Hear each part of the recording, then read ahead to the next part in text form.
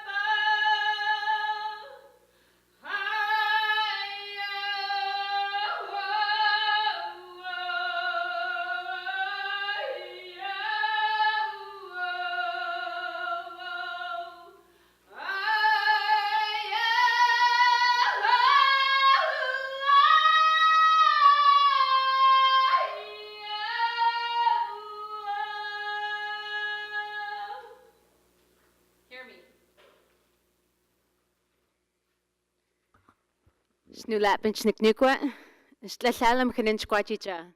Nhoistin mchian slatlium. Nils chash grizz ta squachicha hoistin mchti. My name is Laura Grizzly Paws. I'm from the Hoiston community, the Bear Clan community. Our community is made up of 7 or 11 tribes that make up the Slatlium territory. And according to the first teachings from our ancestors that have been passed down for countless generations, our first teachings originated from the bear, from the grizzly bear. When Creator stated and asked the animals, "What will you do for the people that will inhabit the land, that will live in these earth?" And grizzly bear stepped forward and said, "I will teach the woman how to give birth to the young. I will teach them how to live in harmony with the land. They will learn about high, mid, and low elevations. They will learn about the plants and the roots. They will learn about the medicines that they will need to heal, to recover, and take care of oneself and each other. They will learn about the salmon. They will learn about the seasonal rounds. Their economy will be based on their seasonal rounds. And when they go out, they will learn and build their shelters within the earth. So among the Slatlium territory, we do not have teepees or igloos or any other structures like that. We have sheishkins, earth homes that are dug down deep into the earth called a dwelling. And it keeps cool in the summer months for putting away the food for the winter months. Our ancestors were semi-nomadic, and then they would return to their sheishkin villages in the winter months. And in the winter months, the dwelling would be kept warm. At the pit and the center of the sheishkin would be a fire. And during those winter months, that was a time of storytelling, creation stories, crafts, basketry, putting medicines together. Those kinds of activities happened during the winter months. And these teachings originated from the bear because if we looked and studied the Slatlium people, the word Slatlium originates from the word tlatl. Tlatl meaning Keatley Creek, an area where 300 somewhat sheishkin dwelling homes were built and constructed. And that was an area that was called Tlatl, next to a creek. And so Slatlium originates from that Tlatl. And so Slatlium And my son here is also here. He's present with us. His name is Mechalkin. And Mechalkin means bear paws, but it doesn't just mean bear paws, because if we look at the roles and responsibilities of the great teachings that come from the grizzly bear, that carries a huge responsibility and weight of what he has to carry and endure in his lifetime. And the song that I shared with you is called Hear Me. Asking our Creator, our good grandmothers and our ancestors to hear the prayers and the blessings of who it is that we are as a people, so that we may be able to endure and live in balance in this world that we live in. We have to sustain balance of our cultural identity, our songs, our ceremonies, our dances, and we must also sustain the land. The Grizzlies' teaching was to live in harmony with the land, take only what we needed to survive and to sustain our families and our communities, and leave the rest for the next following generations to come, the ones that are not yet born. And for those of you that were here last year, my daughter Shuli Alishta, she's almost 2.5 years old already, and she's growing. And when we think about the decisions and choices that we are making, we have to think about her and the ones yet to follow after her as well.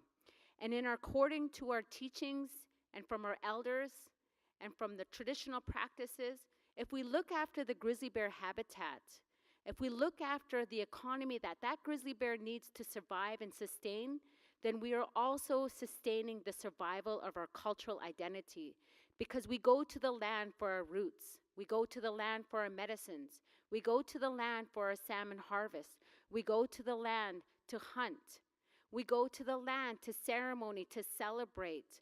We go to the land to nurture us.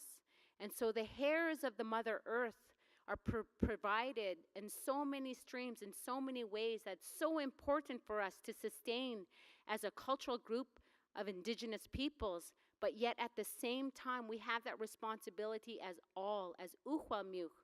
We are all people of the land. It doesn't matter who we are, where we come from, what nationality or what ethnic origin or what religion that we have. We are all Uhualmiuch. Uhualmiuch Kintakum, all of us. And we all have that responsibility to ensure and sustain the land that we have. Temiuhua is the land. Temiuhua Shkiksatkata, that's our Mother Earth land. And if we don't sustain the natural economy and natural ecology of that, how are we going to sustain our cultures, our indigenous values, our songs, our ceremonies, and the teachings that come with that balance of who it is that we are? And so when Grizz came and said, I will teach the women how to give birth to their young, I will teach them how to live in harmony with the land and with each other, not only did Grizz provide those teachings, but also Grizz is considered like a mother, a grandmother, a father, an ancestor, a relative. So we have grizzly bears as a protected species within our territory. And if we protect and preserve the grizzly bear's needs in their habitats, then we are also protecting and preserving the deer, the water, the plants, the fruits, the roots, everything else that it needs to sustain, but also because we need that as well. We need to be able to protect our cultural sensitive areas so that our children have a chance to look among the beautiful land, the landscapes and the territories throughout and say that is something that I witnessed through my eyes, instead of all the destruction and erosion and degradation that's happening all over the world.